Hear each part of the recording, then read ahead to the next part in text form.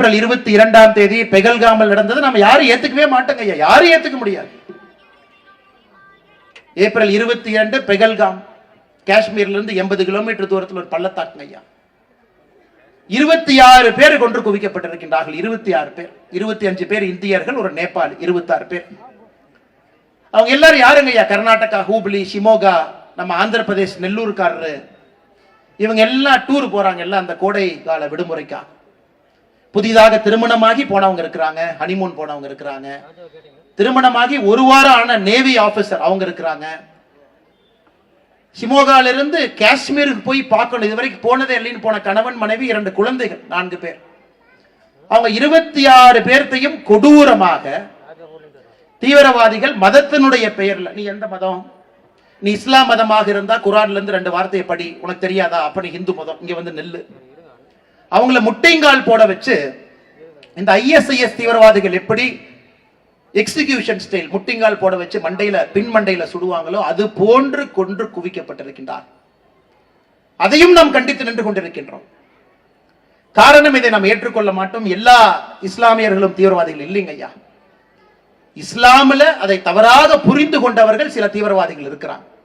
அவர்களால் இஸ்லாம் மதத்துக்கே கெட்ட பேர், எல்லோருக்குமே கெட்ட பேர். 26 பேர் அப்பாவிகளை கொண்டிருக்கின்றார்கள். அதையும் ஒரு நாடாக நாம் ஒன்றாக இணைந்து நின்று கொண்டிருக்கின்றோம்.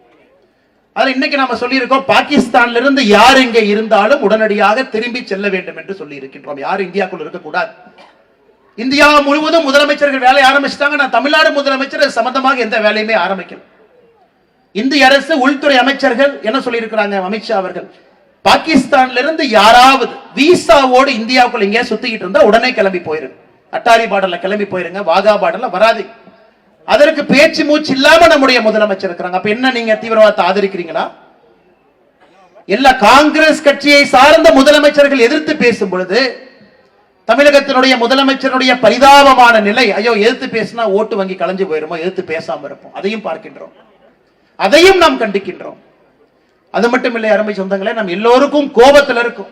அரசு திரும்ப ஏதாவது செய்ய வேண்டும் என்கின்ற கோபத்தில் இருக்கும். இதற்கு முன்பு புல்வாமாக இருக்கட்டும், பாலாகோட்டாக இருக்கட்டும், 2 முறை நடந்த பொழுதும் ஒரு கடுமையான பதிலடியை நம்முடைய இந்திய திருநாடு திரும்ப நம்ம கொடுத்திருக்கோம். ஆனால் இந்த முறை பிரதமர் அவர்களிலிருந்து எல்லோரும் மிக தெளிவாக இருக்கின்றார்கள். பாகிஸ்தானுக்கு நாம் கொடுக்கக்கூடிய பதிலடி என்பது அடுத்து எப்பொழுதும் சரித்திரத்தில் இது போன்ற நிகழ்வை நடத்துவதற்கு அவர்களுக்கு தைரியம் இருக்கக்கூடாது என்பதிலே தெளிவாக இருக்கின்றார். புல்வாமாக்கு பதிலடி கொடுத்தோம், திரும்ப செஞ்சிருக்கிறாங்க. பாலாகோட்டுக்கு பதிலடி கொடுத்தோம், திரும்ப செஞ்சிருக்கிறாங்க. உலக நாடுகள் எல்லாத்தையும் ஒருங்கிணைந்து பாகிஸ்தான் அப்புறப்படுத்துவதற்கான வேலையில் இறங்கி இருக்கிறாங்க. IMF இருந்து வரக்கூடிய நிதி உதவியை நிறுத்த ஆரம்பிக்கிறாங்க, $7 பில்லியன். இந்தியாவிலிருந்து பாகிஸ்தானுக்கு 3 நதிகளுடைய தண்ணி போதுங்க, இண்டஸ் வாட்டர், அதை நிறுத்துறாங்க. எல்லா விதமான பிரச்சனையும் கொடுத்து எந்த விதமான ஒரு தீவிரவாதியும் பாகிஸ்தான்ல இருந்து தைரியமாக இங்கே வரக்கூடாது.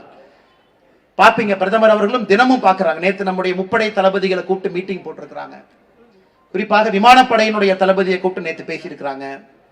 அதனால் நிச்சயமாக நம்முடைய பிரதமரை பொறுத்தவரை உறுதியான நிலைப்பாட்டோடு அவர் இருக்கின்றார். உறுதியான ஒரு முடிவு எடுக்கத்தான் போறாருங்க. பிளே ஸ்டோர் மற்றும் ஆப் ஸ்டோரில் இருந்து பாலிமர் செயலியை QR கோடு மூலம் பதிவிறக்கம் செய்யுங்கள். செய்திகளை உடனுக்குடன் பெறுங்கள்.